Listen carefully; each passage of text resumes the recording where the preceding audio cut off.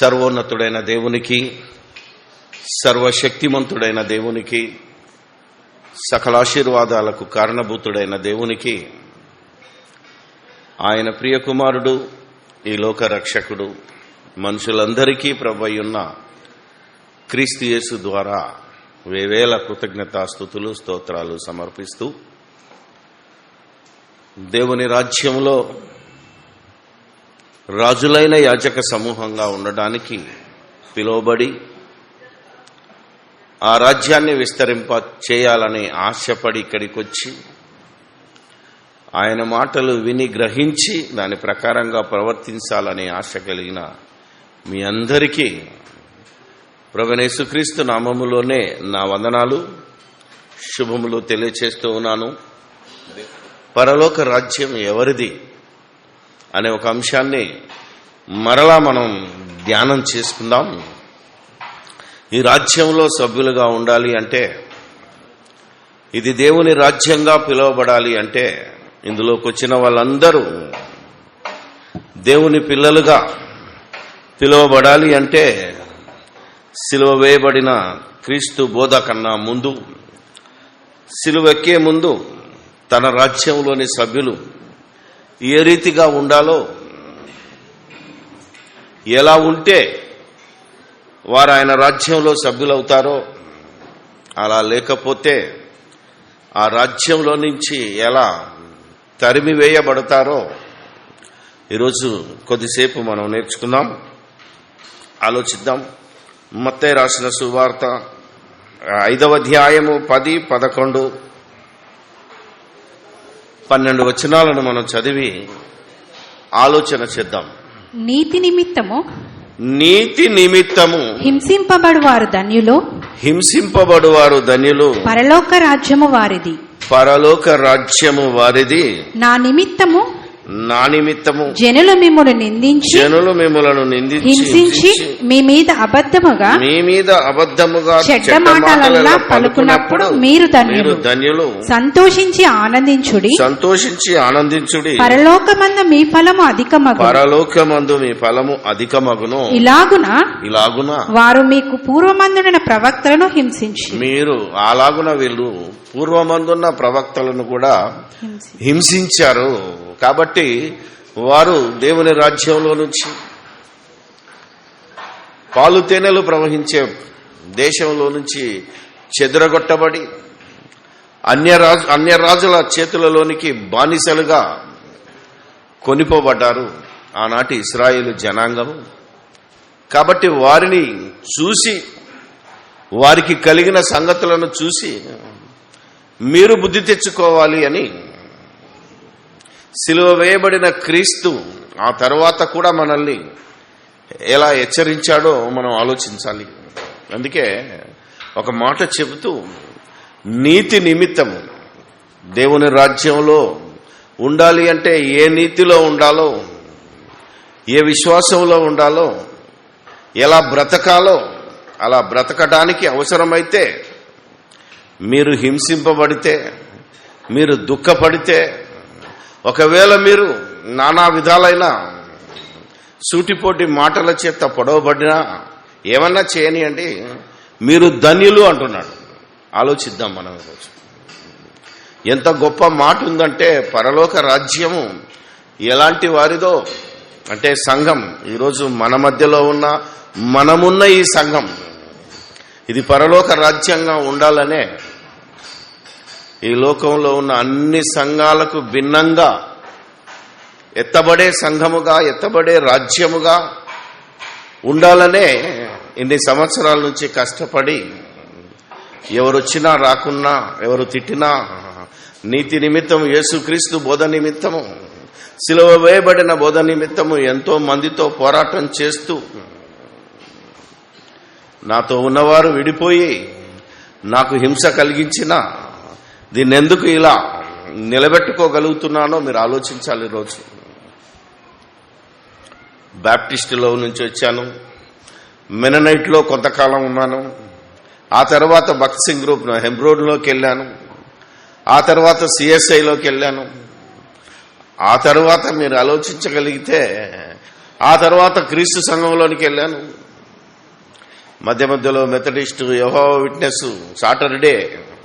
ఈ లోకంలో ఎన్ని సంఘాలు ఉన్నాయో, ఎన్ని సంస్థలు ఉన్నాయో, వాటి బోధలను, వారి యొక్క సంఘ కట్టడలను, నియమాలను, వారి ప్రవర్తనను అన్నిటినీ చూసి దీనికి భిన్నంగా బైబిల్కు అనుగుణంగా మనుషులు పెట్టిన మత సిద్ధాంతాలకు, మానవ నీతికి విరుద్ధంగా దేవుని నీతికి లోబడే దేవుని రాజ్యముగా బ్రతకాలని, నాతో పాటు అనేక మందిని బ్రతికించాలని, ఇదిగో దాదాపు ఎన్ని సంవత్సరాల నుంచి 10 మంది వచ్చినా 50 మంది వచ్చినా ఎవరు రాకపోయినా నీతికి నిలబడి దేవుని వాక్యానికి లోబడి, కొందరు ముఖం మీద పొగిడి వెనక్కెళ్ళి మాట్లాడినా, ఎన్ని రకాలుగా చెప్పినా ఎందుకు మనం ఈరోజు పోరాటం చేస్తున్నాం?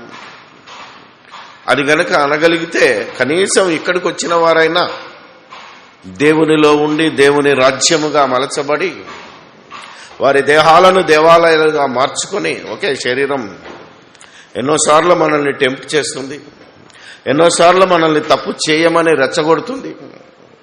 అయినా వాటిని కంట్రోల్ చేసుకుంటూ దేవుని మెప్పు కోసం క్షమించమని ప్రార్థన చేస్తూ, ఒకవేళ ఆలోచనలో మనం తప్పు చేసినా ఆచరణ వరకు వెళ్లకుండా దాన్ని కంట్రోల్ చేసుకుని ఏ విధంగా ఈ రాజ్యంలో బ్రతకాలో బ్రతుకుతున్నామో మీరందరూ మరి ఎన్నో రోజుల నుంచి వస్తున్న వారు తెలుసు గనక, ఈ రీతిగా ఈ రాజ్యమైనా, ఈ కొద్ది మంది అయినా, తద్వారా ఈ బోధ ద్వారా ఈ యొక్క అనేక ప్రదేశాలలో ఉన్న తెలుగు వారు ఎవరైతే వింటున్నారో వారందరి కోసం మీరు నమ్మినా నమ్మకపోయినా ఈ వాక్యాలను మనం రికార్డు చేసి ఒక ఫేస్బుక్ ద్వారా, ఒక యూట్యూబ్ ద్వారా, నెట్ ద్వారా అనేకులకు, మిమ్మల్ని ఒక్కరినే దృష్టిలో పెట్టుకోవట్లేదు. ఈరోజు సార్వత్రిక సంఘములో మేము క్రైస్తవులము అని విర్రవీగుతున్న ప్రతి వారికి సిలువ వేయబడిన క్రీస్తు బోధ అవసరం గనక, ఆ సిలువ వేయబడిన క్రీస్తు బోధలో మనం ఎలా ఉండాలో ముందు క్రీస్తు బోధను మనం రుచి చూచి కష్టపడి కష్టార్జితంతో మీకు ఈరోజు తెలియచేస్తూ ఉన్న సంగతి మీరందరూ జ్ఞాపకం చేసుకోండి. ఎవరి వెండిని, ఎవరి బంగారాన్ని, ఎవరి ఆస్తులను, ఎవరి మెంబర్షిప్తో వచ్చే డబ్బులను మనం ఆశించకుండా మీరిస్తే మీ వాటా పరలోకంలో పెంచబడుతుంది అని మాత్రం చెబుతూ, ఎవరిని బలవంత పెట్టకుండా, లోకంలో ఉన్న సంఘాల వల్ల దశమభాగాలు తీసుకోకుండా, లేకపోతే ఇంత ఇయ్యండి అని హెచ్చరించకుండా, బ్యాంక్ అకౌంట్లో వేయమని చెప్పకుండా, ఎందుకింత కష్టపడి దివారాత్రులు అనేక ప్రాంతాలను తిరుగుతూ మరి ఎంత కష్టంతో ఈరోజు నిలబడ్డానో మీకు ఈ ఆదివారం బోధ చేయాలని ఆలోచిస్తే అది దేవునికే తెలియను, ఆలోచించిన వారికే అర్థమవుతుందని మనవి చేస్తూ, ఈ దేవుని రాజ్యంలో మీరు బ్రతకాలి అంటే నీతి నిమిషం హింసింపబడాలి. అప్పుడే మీరు దేవుని కుమారులు అనబడతారు, దేవుని పిల్లలుగా మీరు ఉంటారు అనేది ఖచ్చితంగా దేవుని వాక్యం. ఎందుకంటే లేఖనము నిరర్ధకము కానేరదు, వ్రాయబడిన ప్రతి మాట, అందులో ఉన్న అక్షరము పొల్లు ఎట్టి పరిస్థితిలో నిరర్ధకము కాదు గనుక దీని ప్రకారంగా ప్రవర్తించాలి. ఇలా ప్రవర్తించకపోతే ముందు మనము భ్రష్టులమై, భ్రష్టత్వము మన మధ్య ప్రారంభమై సాతాను సామ్రాజ్యముగా ఏది దేవుడు అనబడునో, ఏది పూజింపబడునో దానికంతటికీ పైగా వాడు తన్ను తాను హెచ్చించుకొనుచు దేవుని రాజ్యంలో, దేవుని ఆలయమైన మన హృదయాలలో కూర్చుండే ప్రమాదం ఉన్నది కనుక ఆ పాప పురుషుడు బయటపడాలి అంటే దేవుని వాక్యము మన లోపల నాటబడాలి. ఈరోజు నీతి నిమిత్తము ఎలా హింసింపబడాలో, జనులేమైనా నీతి నిమిత్తమైన, యేసుక్రీస్తు సువార్త నిమిత్తమైన మనల్ని ఎవరైనా నిందిస్తే, హింసిస్తే, మన మీద ఎవరైనా చెడ్డ మాటలు పలికితే మనం ఎలా కంట్రోల్ చేసుకోవాలో, ఎలా దాన్ని పరిష్కరించుకోవాలో అప్పుడే అది దేవుని రాజ్యం అని ఎలా అనబడుతుందో ఈరోజు మీకు చూపిస్తాను. ఈ వాక్యాన్ని అనేక మంది ఏం చేశారు అంటే ప్రతి కుటుంబ ప్రార్థనలో కానీ, గృహ కూడికల్లో కానీ, ఆఖరికి ఆరాధనలో కానీ, సభల్లో కానీ వాడే భయంకరమైన మాట ఏంటంటే వీళ్ళే యేసు ప్రభుతో చెప్తుంటారు, వీళ్ళే దేవునికి రెఫరెన్స్ జ్ఞాపకం చేస్తుంటారు. ఏమని? ప్రభువా, ఎక్కడ 2-3 నీ నామమున కూడుకుంటారో అక్కడ నువ్వు ఉంటానని చెప్పావు కనుక ఉండు. ఉంటానని చెప్పినాక ఆయన ఉంటాడనే నమ్మకం ఉండాలి తప్ప నువ్వు అన్నావు కనుక ఉండుమని అనడం ఎంత దౌర్భాగ్యపు స్థితిలో. ఆల్రెడీ ఆయన ఉంటానని చెప్పాడు, అవునా కదా? ఎప్పుడు ఉంటానన్నాడు, ఎందుకు ఉంటానన్నాడు, ఎలా ఉంటానన్నాడు అనే విషయం మర్చిపోయి మీరెందుకు కూడుకున్నారు, మీరెందుకు కూర్చున్నారు అనే విషయం కూడా మర్చిపోతే, సమయాన్ని సందర్భాన్ని మనం అర్థం చేసుకోకపోతే భ్రష్టుడు మన హృదయాల్లో త్రిష్ట వేసే భయంకరమైన ప్రమాదము దాగి ఉన్నది గనుక ఈ వాక్యాన్ని ఈరోజు మరలా ఒకసారి ధ్యానిద్దాం. మత్తయి రాసిన సువార్త 18వ అధ్యాయము. ఈరోజు సార్వత్రిక సంఘములో ఉన్న ప్రతి సభ్యునికి, సభ్యుడు అనగానే సభ్యురాలు అనుకోకండి, సభ్యుడు సభ్యురాలు ఇద్దరు ఒకటే. ఇక్కడ సభ్యుడు అనే మాటే దేవుని కుమారుడు, దేవుని పిల్లలు అనే మాట ఉంటుంది గనక ఇది పురుషులకే బోధ చేస్తున్నారు అనకుండా అందరికీ వర్తిస్తుంది గనక బోధించే నాకు కూడా వర్తిస్తుంది. దయచేసి మర్చిపోద్దు, ఆలోచించాలి, ఆలోచిస్తే అర్థమవుతుంది. సో 15వ వచనం నుండి, మరియు నీ సహోదరుడు నీ ఎడల తప్పిదము చేసిన ఎడల నీవు పోయి నీవును అతడును ఒంటరిగా ఉన్నప్పుడు అతనిని గద్దించు.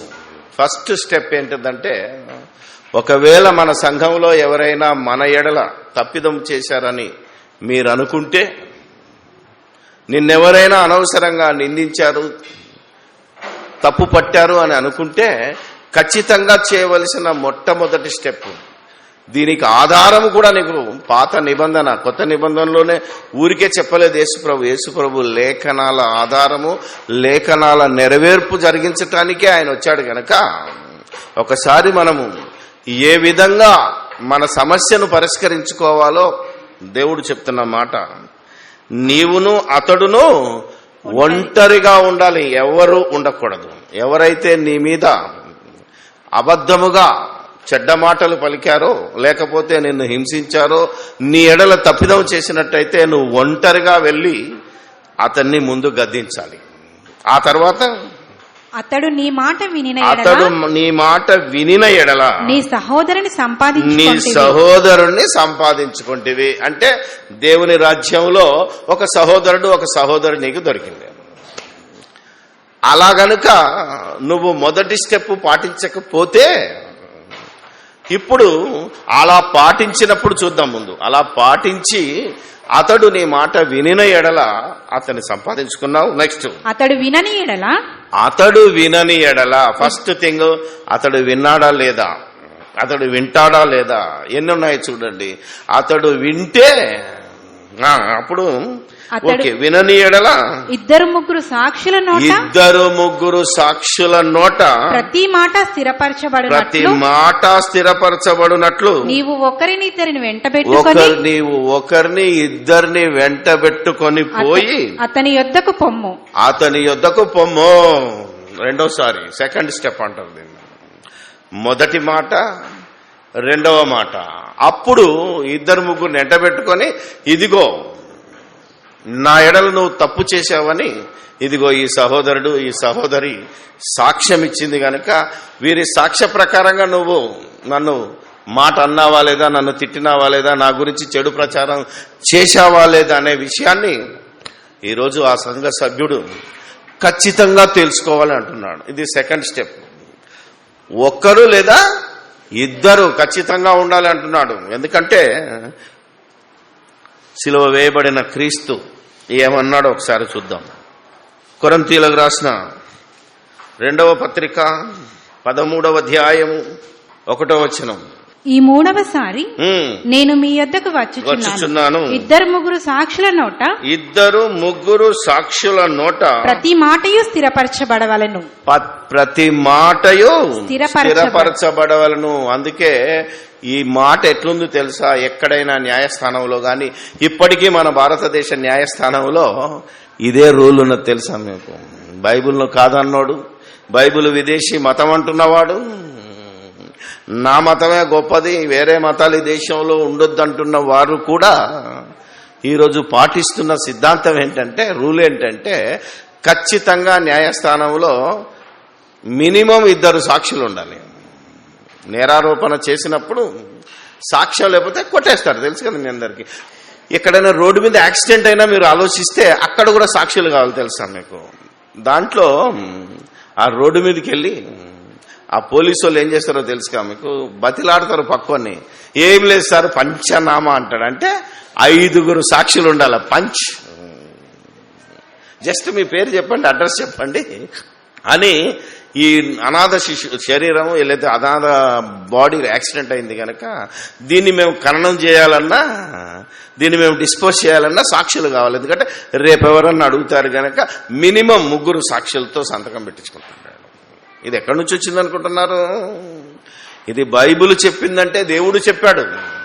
దేవుడు చెప్పాడు కనుకనే ఈ ప్రపంచంలో లా, నాట్ ఓన్లీ ఇన్ ఇండియాలో లేదు ఇది. నువ్వు ఏ దేశం పోయినా మినిమం 2 లేదా 3 సాక్షులు ఉండాలి అన్నాడు. ఇది దేన్ని బేస్ చేసుకొని చెప్పుకున్నాడు అంటే, ఒకసారి మీరు ఆలోచిస్తే ద్వితీయోపదేశ కాండము, ఇట్ ఈస్ ఎ లా, దాన్ని లా అన్నారు. ధర్మశాస్త్రము అని తెలుగులో ఉంటది, లా అని ఇంగ్లీష్లో రాశాడు, ట్రాన్స్లేషన్ చేస్తాడు. ఈ లా ఈరోజు ప్రపంచంలో ఉన్న ప్రతి దేశంలో అమలవుతుంది. ఇదిగో ఈ లా ద్వితీయోపదేశ కాండము, నిర్గమాకాండము, సంఖ్యాకాండము, లేవికాండము, ద్వితీయోపదేశ కాండములో దేవుడు ఆనాటి ఇశ్రాయేలులకు ఇచ్చిన లా.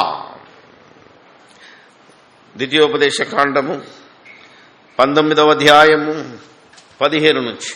ఒకడు చేయు సమస్త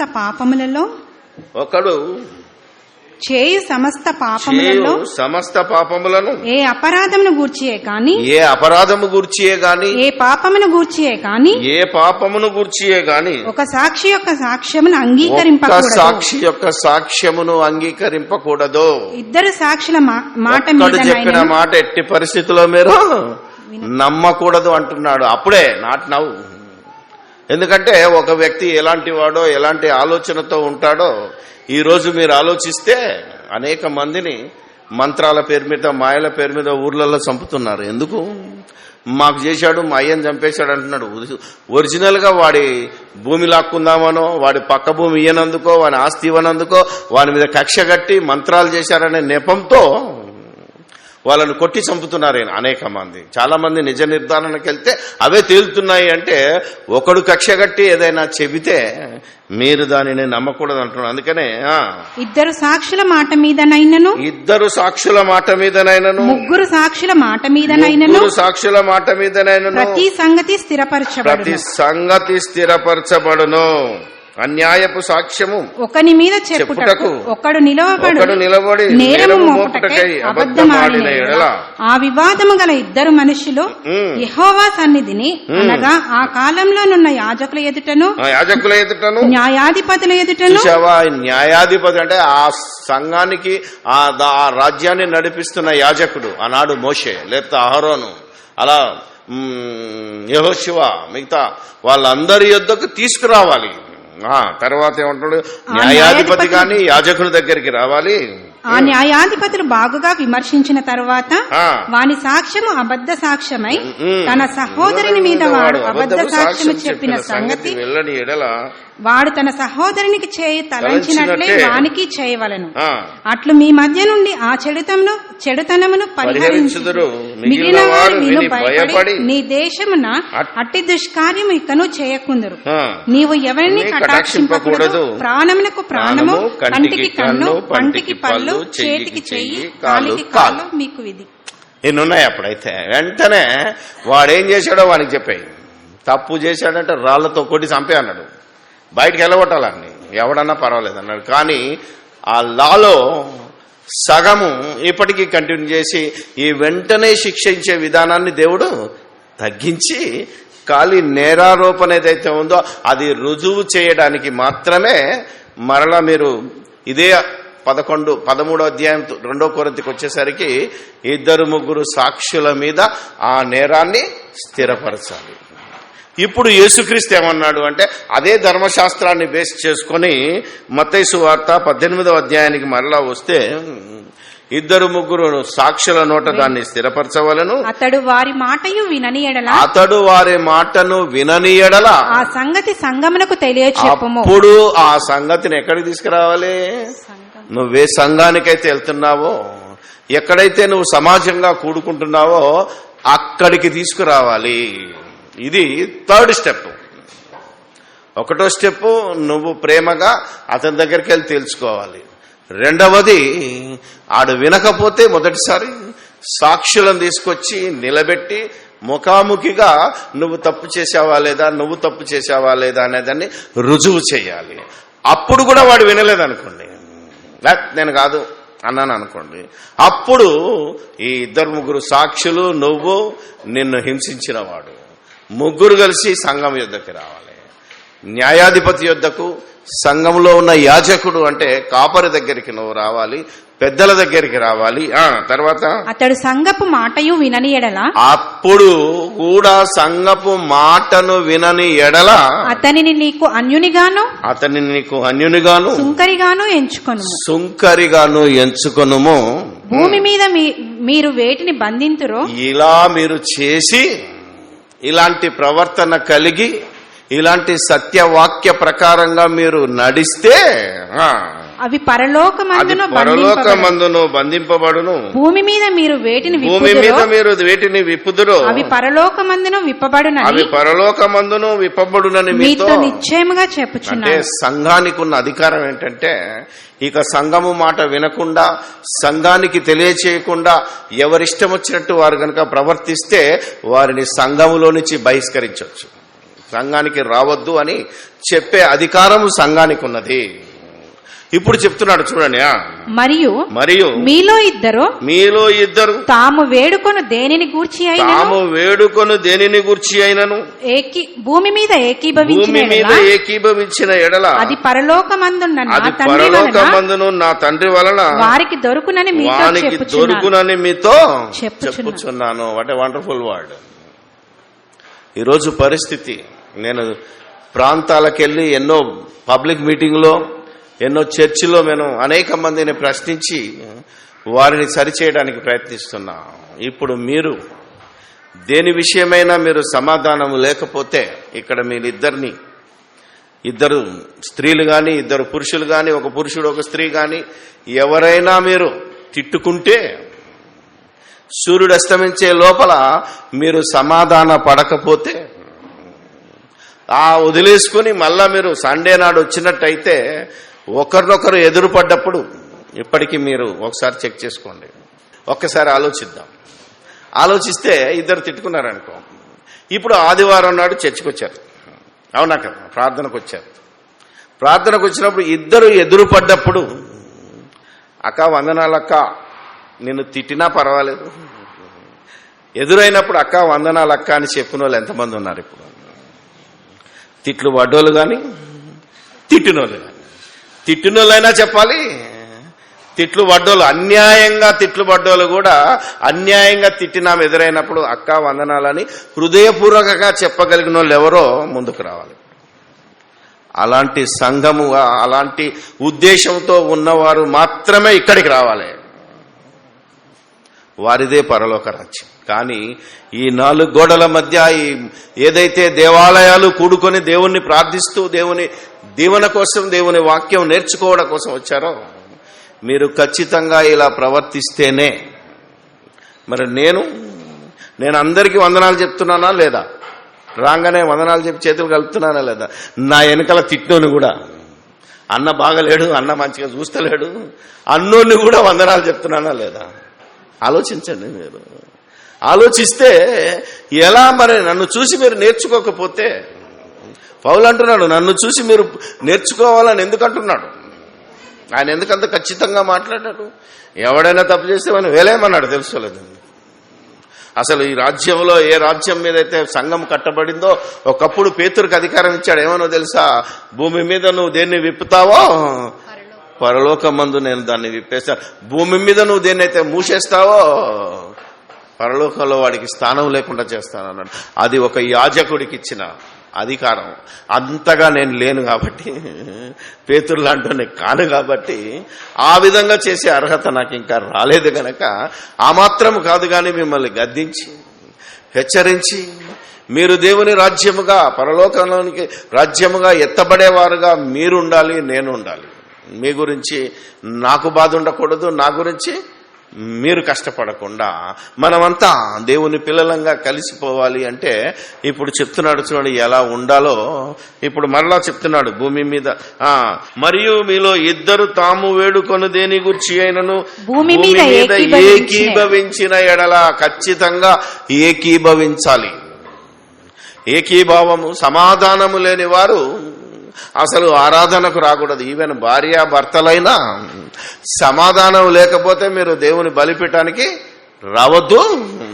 ముందు మీరు బయట సమాధాన పడి, ఏ విషయంలోనన్నా మీరు కొట్టుకున్నా తిట్టుకున్నా మీరు సమాధాన పడితేనే బలిపీఠం దగ్గరికి రమ్మని ఎంత గొప్పగా ఆనాటి గురించి ఈనాటి గురించి, ఈనాడు కూడా అది పాత నిబంధనే కాదు, క్రొత్త నిబంధనలో ఆఖరికి భార్యాభర్తలను కూడా కొరింథీయులకు రాసిన పత్రిక 7వ అధ్యాయం 3 నుంచి భర్త భార్యకును భార్య భర్తకును అలాగునే భార్య భర్తకును వారి వారి ధర్మములు నడపవలెను. భర్తకే గాని భార్యకు తన దేహము పైన అధికారము లేదు, అలాగున భార్యకే గాని భర్తకు తన దేహము పైన అధికారము లేదు. ప్రార్థన చేయుటకు మీకు సావకాశము కలుగునట్లు కొంతకాలము వరకు ఉభయుల సమ్మతి చొప్పుననే తప్ప ఒకరినొకరు ఎడబాయకుడు. మీరు మనస్సు నిలవలేకపోయినప్పుడు శాతాను మిమ్మల్ని శోధింపగొనట్లు తిరిగి కలుసుకొనుడి. ఎంత బాగుందో చూడండి. సమాధానం అనేది మోస్ట్ ఇంపార్టెంట్. నీ భర్త ఎలాంటి వాడైనా, ఆడు దుర్మార్గుడైనా ఒక్కసారి పెళ్లి చేసుకున్నావంటే ఖచ్చితంగా బాడీ మీద సర్వాధికారం భర్తకు ఉంటుంది. నా ఒళ్ళు నా ఇష్టం అనడానికి నీకు అధికారం లేదు. అలాగే ఒకసారి భార్యను చేసుకున్నప్పుడు భర్త తన దేహం మీద అధికారం ఉండదు.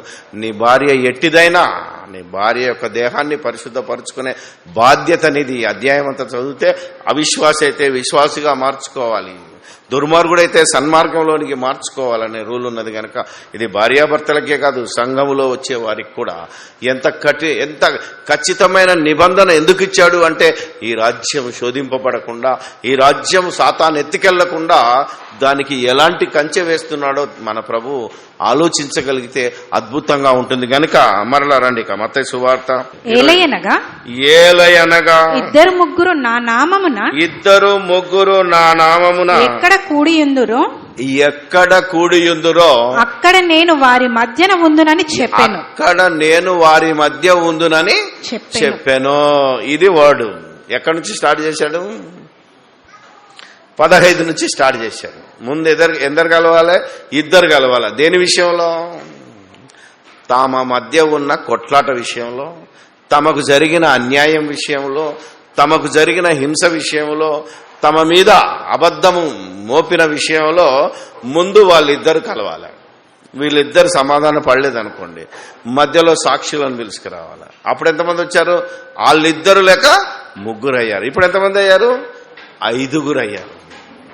వీళ్ళ మాట ఇవ్వలేదనుకో, ఇప్పుడు సంఘాన్ని దగ్గరికి రావాలి. సంఘం ఎంతమంది వచ్చారు? చాలా మంది వచ్చారు. సంఘములో కనీసం ఒక 2 పెద్దలు, అవునా కదా? మీరు ఆలోచన, 2 పెద్దలు ఒక యాజకుడు కలిస్తే వీళ్ళు 3 వాళ్ళ 3, మినిమం 3 ఉండాలి అంటున్నాడు. దేనికోసం? ప్రార్థన చేసేటప్పుడు నువ్వు అనవలసిన అవసరం లేదు. ప్రార్థన చేసేటప్పుడు ఎవరు ఉంటారో ఒక్కడున్నా యేసుప్రభు ఉంటాడు, దేవుడు ఉంటాడనే వచనాన్ని ఈరోజు అనేక మంది క్రైస్తవులు తెలుసుకోలేకపోతున్నారు. బోధకులకే అర్థం కాదు. ఇంత కష్టపడి నేను ఈరోజు మీకు చెప్తున్నానంటే మీ ప్రవర్తన ఎలాగుందో మిమ్మల్ని మీరు పరీక్షించుకోవాలా.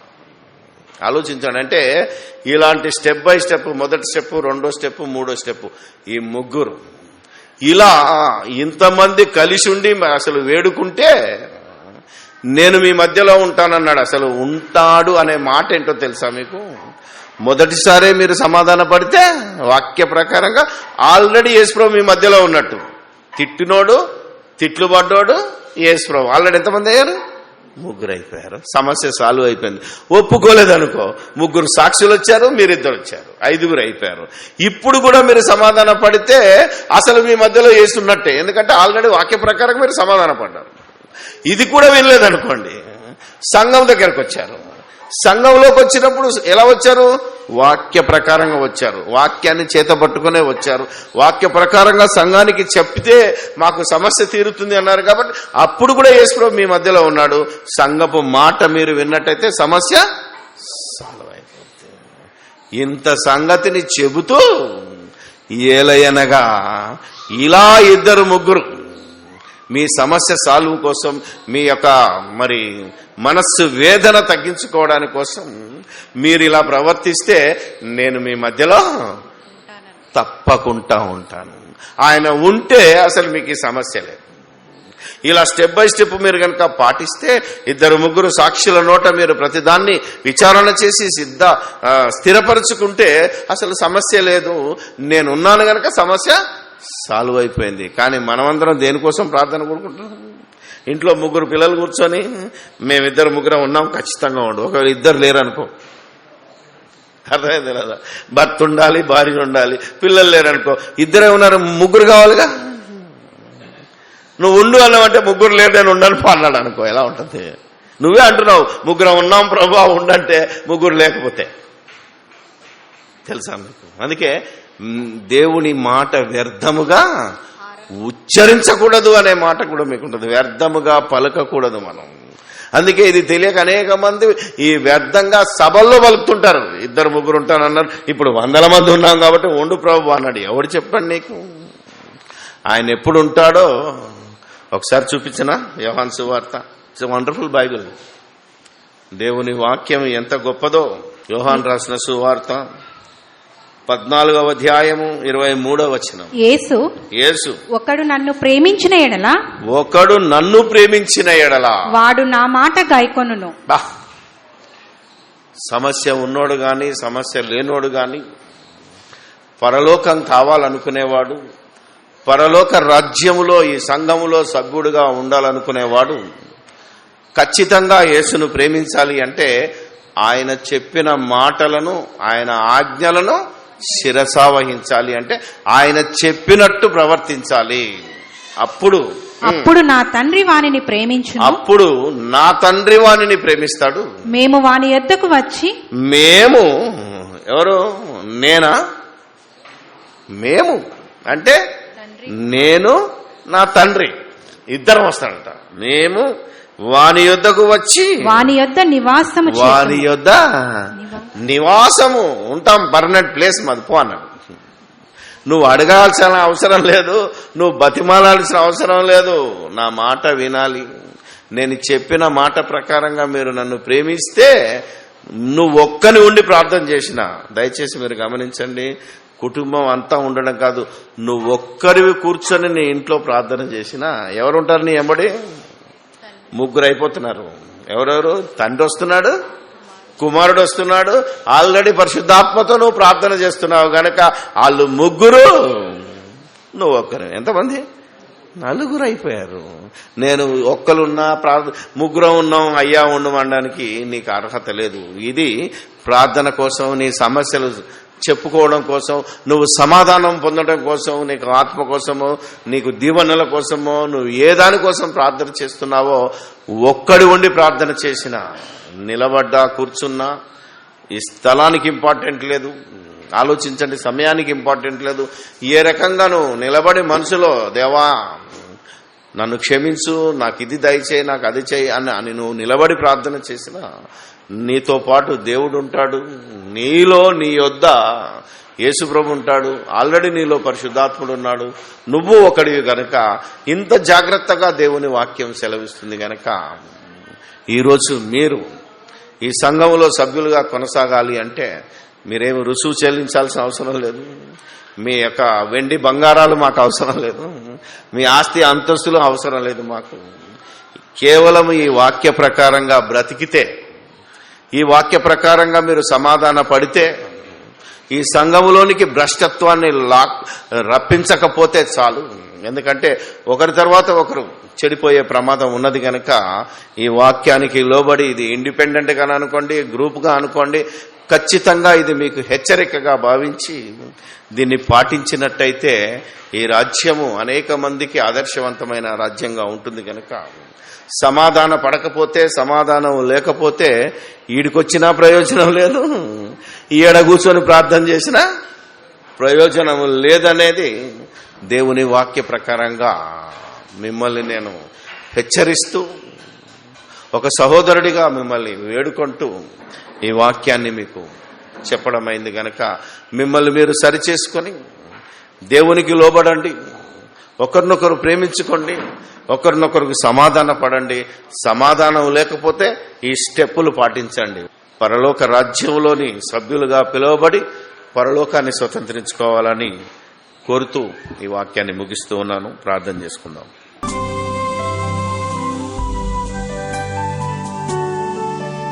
పరిశుద్ధుడా, ప్రేమ నమ్మకం కలిగిన మా ప్రియ పరలోకపు తండ్రి, మీ ఘనమైన నామానికి వేలాది స్తుతి స్తోత్రాలు చెల్లిస్తూ, దయగల మా దేవుడా, ఈరోజు